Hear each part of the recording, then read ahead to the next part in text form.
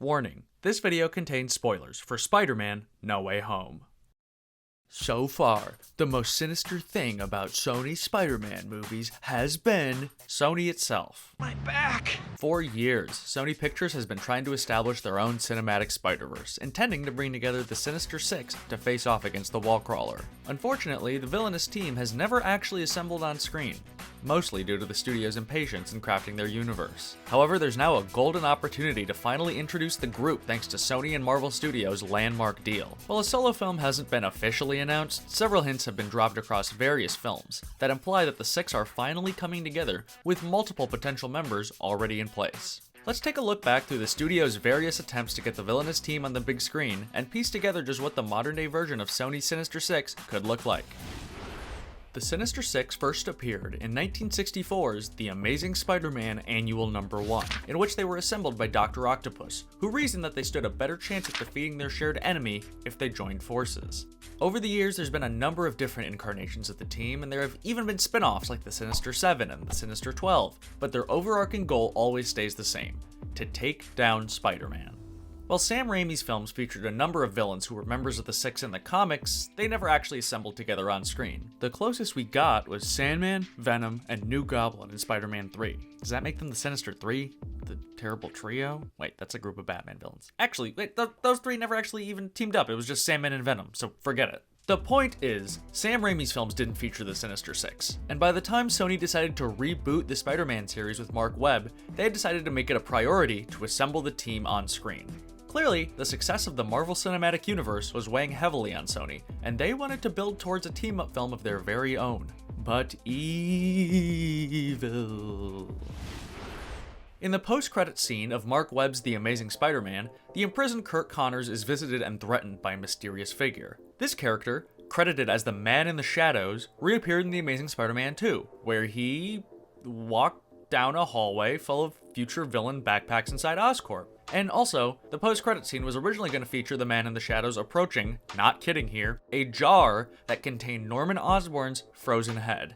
I got nothing. That's just really weird. What were they doing? The Man in the Shadows' real name is Gustav Fiers, and he's a fairly obscure character from Marvel history. His first appearance was actually in a series of young adult novels written by Adam Troy Castro, where he formed an incarnation of the Sinister Six to help him execute an over-the-top plan. He met his end in the third novel and made a couple subsequent appearances in the mainstream Marvel comics, but he was mostly forgotten by everyone except for a few hardcore nerds. Like me! I really enjoyed these novels when I was a kid, so when The Amazing Spider-Man 2 confirmed Fiers' identity, access granted. Welcome, Mr. Fiers. I was genuinely very excited. The fact that Mark Webb and his team chose Fiers as the overarching villain for their series seemed to imply that he was going to be their linchpin in bringing together the Six. And if the blatantly obvious setup at the end of Amazing Spider-Man 2 wasn't enough, the credits for that movie literally featured symbols that gave away the team's lineup. In late 2013, it was finally announced that a Sinister Six solo film was in development from Drew Goddard.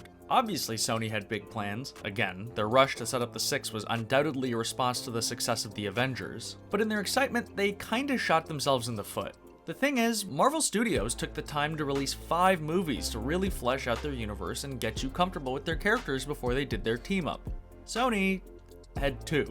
And that's where the biggest problem with the Amazing Spider-Man series lies. The overarching story didn't feel natural.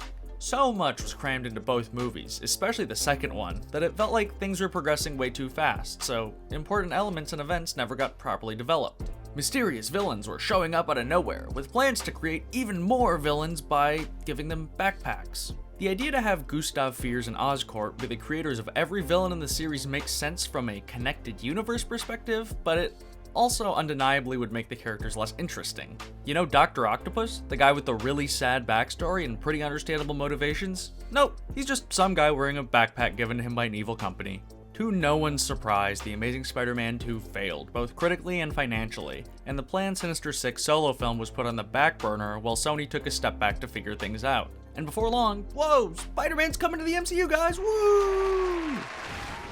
Thanks to Sony and Marvel Studios' agreement to co-produce future MCU films starring Peter Parker, Spidey was back in the public's good graces once again.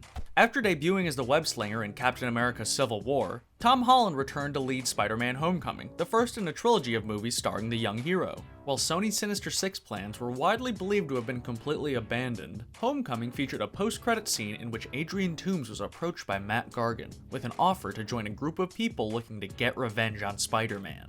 This ominous teaser hinted to audiences that Sony's plans to unite the villainous team were still very much in action, albeit altered to fit within the MCU. As such, when it was announced that Sony was going to begin producing solo movies starring Spider-Verse characters, fans prepared for the inevitable team-up movie that was surely soon to come. And then they never mentioned the Sinister Six again. Okay, that's an exaggeration. To be fair, Marvel and Sony have had a lot on their plate in terms of Spider-Man for the last few years, so it only makes sense that a storyline as big as the Sinister Six would be saved until their full focus can be devoted to it. The closest thing we've gotten so far has been the team-up of villainous variants in Spider-Man No Way Home, but even that team only had 5 members. Recently released concept art seems to suggest that Mysterio was originally going to join the team, rounding out their numbers, but for one reason or another he ended up not making the final cut. The fact that the Sinister Six didn't appear in No Way Home seems to be Marvel Studios' way of saying that the group is ultimately not going to end up making its way to the MCU, which is a shame. It would have been a lot of fun to see Spider-Man's 6 most dangerous foes, all together, facing off against Tom Holland's Spider-Man in a proper showdown, but that just doesn't seem to be in the cards. That is, unless you ask Sony, who are still committed to having their team-up movie no matter what. Slowly but surely, they've been seeding hints at the Sinister Six throughout their Spider-Verse solo films, with the most obvious one coming in the trailer for Morbius. There, we see the Vulture approach Michael Morbius and ask him to stay in touch, which I guess means Vulture's the recruiter for the Six now. Putting aside the fact that Morbius feels like a really strange candidate for the Sinister Six, Vulture's presence in this trailer raises a bunch of questions. Is it the same character from the MCU? If not, what universe are they in? Is it in the same universe as Venom? It must be because Morbius mentions him in the trailer. I am Venom. So why is Michael Keaton's Vulture from the MCU there then? I don't know. Will they explain it in the movie? Probably not. Aside from Vulture and Morbius, there are 2 other major villains whose inclusions in the team seem obvious.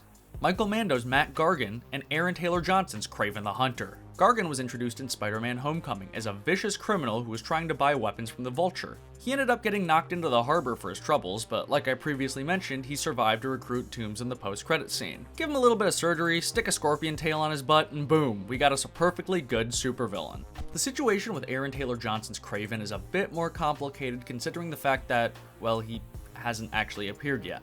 While a solo film starring the character has been dated for a 2023 release, Kraven has never appeared in a movie so far. He was originally supposed to appear in both Drew Goddard's solo movie and The Amazing Spider-Man 3, but we all know what happened to those. I'm feeling like Matt Gargan is a solid lock for the Sinister Six, but I'm less sure when it comes to Kraven. If his debut completely bombs, I think there's a solid chance that he doesn't end up in the team's lineup. On the other hand, I feel like if Sony got their hands on a star as big as Aaron Taylor Johnson, they definitely want to keep him around for more than just one movie, contractually speaking. These are all hypotheticals for now, and we'll just have to see how the situation evolves as we approach the release date of Kraven's solo film. Mysterio is seemingly dead in the MCU, but it wouldn't surprise me at all if he came back. Just have him give a quick explanation about how he faked his death with holograms or something. He's the master of illusion, come on!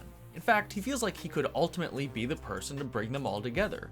He's already directed a crew of fraudsters, why not move on to bigger things and make it a whole team of villains? We've also got Donald Glover's Aaron Davis, who briefly appeared in Homecoming. While that film hinted at him becoming the Prowler, I got anti-grav climbers. No climbers? I doubt he'll end up actually becoming a full-fledged villain.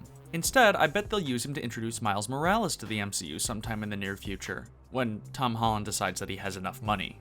I want to see Donald Glover in the Sinister Six as much as the next person, but at this stage, it feels unlikely. The good news is that it seems like only a matter of time until Marvel Studios decides to introduce Miles, so don't be too surprised if Donald Glover does end up coming back to the MCU soon. There's a few other potential members that I want to touch on who actually originate from No Way Home. As I mentioned earlier, that movie's alliance of multiversal variants kind of extinguished my hopes for seeing the Sinister Six in the MCU proper, but it wouldn't surprise me at all if some of these characters were brought over to whatever universe Sony needs them in for their team-up. As much as I hate to say it, because I love them as if they were both my dads, I don't think Willem Dafoe's Green Goblin or Alfred Molina's Doc Ock would fit into the Six. They were both redeemed, and in Goblin's case, depowered during the events of No Way Home, and it felt like a tidy conclusion to both of their stories that doesn't need to be undone. Same with Thomas Hayden Church's Sandman, who was honestly never even all that sinister to begin with. That leaves us with Jamie Foxx's Electro and Risa Fonz's Lizard. It wouldn't be too surprising if either of them reverted to villainy, but I'm gonna say Electro is probably more likely in this situation. He seemed to be genuinely having a ton of fun being evil this time around, and Jamie Foxx's performance in the movie was electrifying. I'm not sorry for that one. Don't you dare apologize, Doctor. Oscorp has nothing to apologize for. I also want to briefly bring up the silhouettes that appeared in the sky during No Way Home's climax. People seem to have a tough time agreeing on who was actually up there, but I personally thought I saw Scorpion, Rhino, and Kraven. Other people have claimed to see characters like Black Cat and the Superior Spider-Man, but there's no real way of telling for sure until the film releases digitally and on home media later this year. Because of the lack of a way to fully verify these silhouettes at the moment, I'm not gonna really let them sway my decisions, but I did just want to mention them because they do definitely seem important. As a fun little bonus, they should throw in Hydro Man to the Sinister Six. Why not? Far From Home confirmed that he already exists in the MCU. It says there's a sailor named Morris Bench who was exposed to an experimental underwater generator and got hydro powers. Let us have him if we can't have Sandman. We could get some cool action scenes. Giant tidal wave scene? Come on, sign me up. There's a very real chance that the studio may end up just taking a bunch of elements from the various Spider-Man film series and just shove them all together to make a big, messy, villains-only extravaganza. While Venom briefly appeared in No Way Home's post-credit scene, Vulture's appearance in Morbius will mark the first major crossover between the MCU and Sony's Spider-Verse solo movies. I can't help but feel like that appearance will serve as a gateway to help ease us into the cross-series chaos to come. So if I had to create a list of who I think are presently the most likely candidates for Sony Sinister Six, I'm gonna start off with Vulture and Scorpion. Let's add Morbius, let's add Kraven, and then we'll go with Mysterio and Electro to round things out. Add Hydro Man if we want to go crazy and make it the Sinister Seven. Oh, and Big Wheel too. Now, I've made a lot of jokes at Sony's expense so far in this video, but as things stand right now, it looks like they've really learned their lesson when it comes to a big screen Sinister Six. I know a lot of what they can and can't do has been restricted by what Marvel Studios has been doing with Spider-Man, but after No Way Home, the slate is wiped clean. As a matter of fact, that movie put them in an even better position than they were before. They've literally got a whole world of opportunity ahead of them. With Matt Gargan having dropped that fateful tease at the end of Homecoming seemingly so long ago, only now are we really in a good position for the Sinister Six. And that's because we've built up Spider-Man's rogues gallery. We've got several villains that are alive and well, and that have a bone to pick with our friendly neighborhood webhead. One of the key elements that doomed Drew Goddard's film to fail was the fact that none of the villains, aside from Harry Osborn's Green Goblin, had been introduced. The movie was going to have to set up 5 new characters who are villains and find a way to make the audience root for them, plus another character that fans already know and despise. Plus, we also had Gustav Fiers and Norman Osborn's Frozen Head. That's a lot. The MCU Spidey's got enough of an established rogues gallery that a bad guys get-together really doesn't seem all that far-fetched. It's been almost 6 years since Tom Holland first put on the mask, so it seems to me that it would be a perfect time to bring in the team in order to celebrate the occasion. At this point, Holland's Spidey isn't just a kid starting out anymore. He's been through a lot. As such, the threat levels of the enemies facing him need to continue to rise, so his past villains teaming up certainly feels like a logical next step. And that's another big element that needs to be there for a successful Sinister Six movie. There needs to be a good reason for them to unite. These are bad guys. A lot of them would rather fight each other than work together. But the team first came together because they had a common enemy, Spider-Man. They joined forces of their own accord because they thought that 6 opponents would overwhelm him. Strangely enough, there's not really a clear reason exactly why the Amazing Spider-Man series Sinister Six was forming. The end of the second film seemed to imply that they were going to be used to fight the Webhead, but there have also been reports that have come out since then claiming that Spider-Man wasn't going to appear in their solo movie at all. That feels especially bizarre to me, because what are the Sinister Six gonna do then? Why does Oscorp need, or even want, 6 supervillains and a head in a jar? Luckily, Sony and Marvel seem to currently be heading down the path of the team being a group of villains who want revenge on Spider-Man, which feels like the safest and most reasonable bet. No creepy guys manipulating things from the shadows, no backpacks. I'm still not over that. Just me and the boys looking to put the beat down on the wall crawler. Now, the biggest question moving forward pertaining to the Sinister Six is where exactly they're going to appear.